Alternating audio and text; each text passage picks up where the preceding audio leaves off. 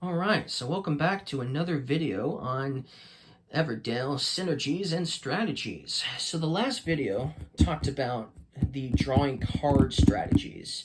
This video is going to center on saving resources but still playing a lot of cards into your town type of strategies and synergies. So let's get started with this video. Okay, so these are the cards we're going to be talking about in this video, mostly. The Judge, the Queen, the Postal Pigeon, the Cemetery, the Inn, the Innkeeper, and the Crane. Let's first start with these two cards, the Crane and the Innkeeper. Now, these are unique construction and critter cards, so you can only have one of these in your town at a time. But if you ever utilize this card and it's discarded from your town later, you can play another Crane, or you can play another Innkeeper in the course of the game. Now, what do they do exactly? Well, once you have one in your town, and the Crane only costs a pebble, and the Innkeeper only costs a berry, which is still a very good card to get, but if you have an inn in your town, you could also play the Innkeeper for free too. But that doesn't mean you should avoid playing the Innkeeper until you get the inn. You should still try to go for the Innkeeper if you can, assuming another player doesn't beat you to the punch. So, at the cost of just one of those resources each, later down the road, when you want to play a construction card, you can decrease the card's construction for 3 resources fewer of your choice. This could potentially let you play a card that only costs 3 resources to play for free. That's powerful. And that allows you to save a lot of your resources for other cards later down the road. Same thing with the Innkeeper. It could decrease the cost of another card. There are going to be critters that cost 3, and there are even critters that cost 4 berries or more, 5, 6. And so this will help decrease the cost of those critters, making them easier to play, especially if you're not playing the constructions for said critters first. This will help you get those critters a lot easier. So the Innkeeper and the Crane are some of the best cards you can get. And these, if these ever show up in the meadow, if you're playing with other players and these show up in the meadow, they do not stay in the meadow for long. Literally, as soon as somebody can purchase one, if they have a berry or pebble, they will. Unless they already have one of these in their town already, they will definitely go for it. Most avid players would definitely go for these cards. So you should not overlook these 2 cards and get them if you can. Okay? And then if you ever utilize them for their stuff later down the road and another one shows up, or another Crane shows up, or another Innkeeper shows up, you should not pass on the opportunity to play another one of these into your town. These are just really good at letting you play cards cheap or even free at the cost of technically just one of these resources. It's still a very good deal. And down the road, this will definitely help you fill up your town to 15 a lot easier if you're able to save your resources. So this is a good strategy if you can get one of these cards, or even both for that matter, or even, dare I say, you get 2 or 3 of these in the game, or 2 or 3 of these in the game by playing one, and then it just gets discarded from your town, and then, ooh, somebody else revealed an Innkeeper from the meadow. Ooh, I'm going to get that now. Or you draw an Innkeeper later and you don't have an Innkeeper in your town. Getting to play it 2 or 3 times would be very useful. And it will definitely give you a leg up on other players for sure. So that's the 2 best saving resources. This is the 2 best cards there is. Okay, so Innkeeper and Crane. Now, there are other cards here that would help you save resources to play cards. One of them is the Inn. This one is pretty cheap because it's basically the cost of a farm. And if you put a worker here, you can play a critter or a construction from the meadow for 3 resources fewer of your choice.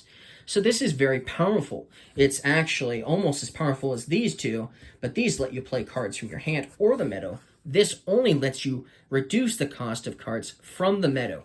And because it is a red destination card, it has an open sign on it. Not all red destination signs have open signs, but this one does. And so because it is open to all players, even though you're planning on putting your lizard worker here to, get a card from the meadow cheaper, right? someone can still beat you to the punch and put their worker before you can, which is possible, because if you're playing with, especially if you're playing with 3 other people, there's a good chance that one of them will come here before you do, and then they get to play something cheap, and all you're going to get is a point token. And if they do beat you to the punch, it might be a while before the inn is open. You know, it's going to be closed for a while to you. So it might be a while before it's open once again to be able to come here and utilize the inn. Of course, if another player has the inn, you can take advantage of their strategy and take advantage of that. And of course, you still get a point token, but still the point is they're stopping you from getting your strategy. So while this is a good card to put into your town, it's still not going to be as good as the Crane or the Innkeeper. But still, it will help you reduce resource cost and allow you to get, you know, more cards into your town, possibly. So that's the inn. Now, let's talk about some other cards that let you play cards. So the cemetery here is, this is a red destination card that's only open to the player who puts it into their town. If you ever put a worker here, it stays in the cemetery permanently.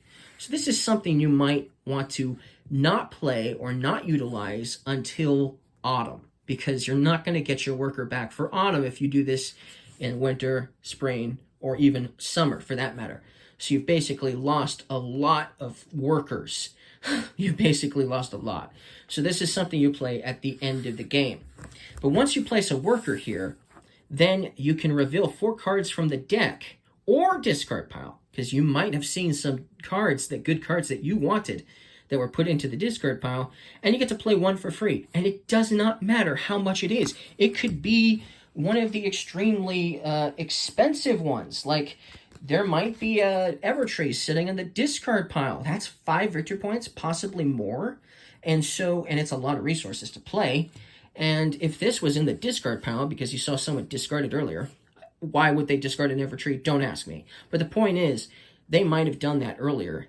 And if that's sitting in the discard pile, or you know it's near the top of the discard pile, you could potentially play 1 for free, especially if you were the one who discarded the Evertree earlier. Maybe you discarded the Evertree earlier, so you know it's there, and now you put your worker here, knowing that the Evertree is there, getting to play it for free. That is an epic strategy, okay?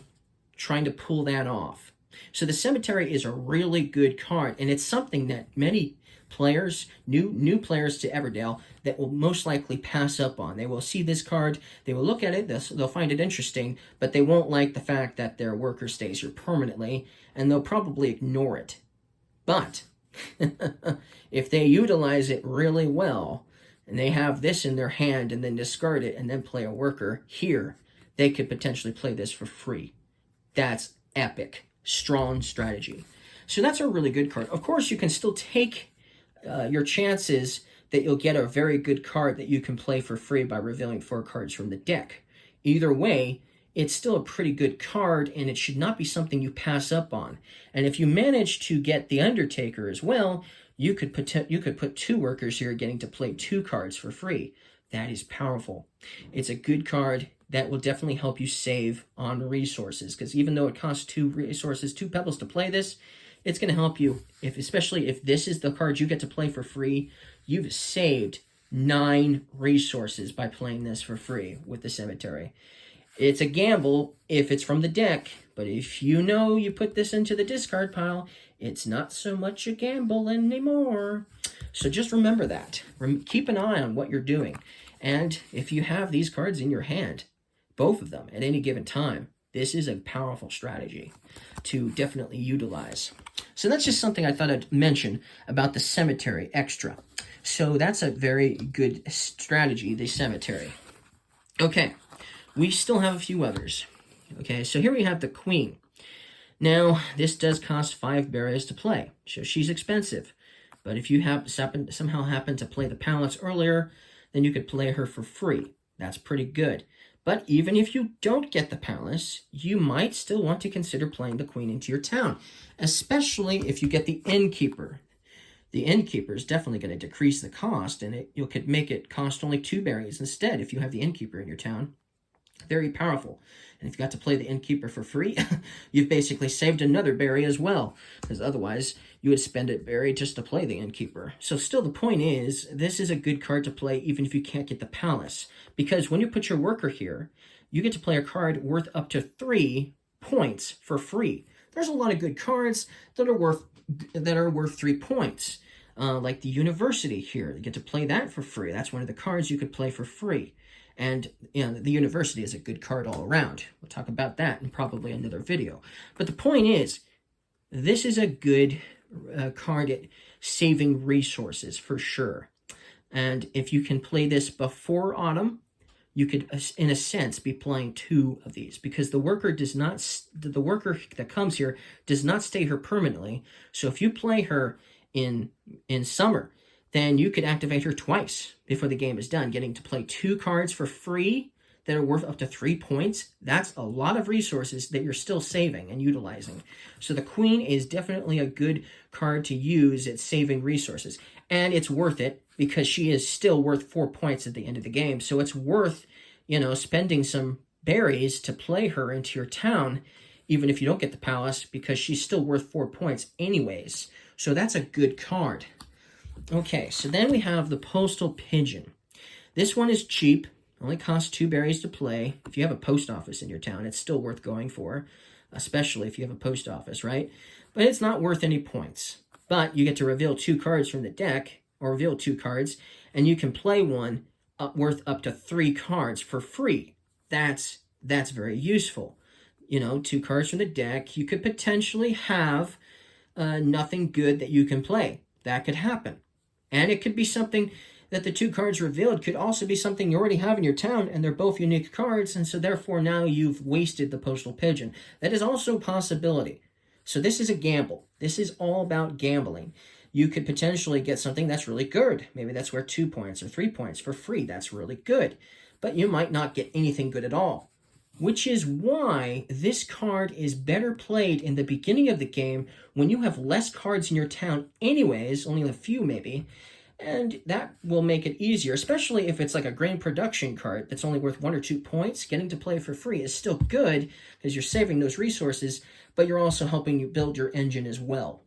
Okay, now this is not something you may want to keep around in your town because it is worth 0 points at the end of the game and does take up a slot in your city.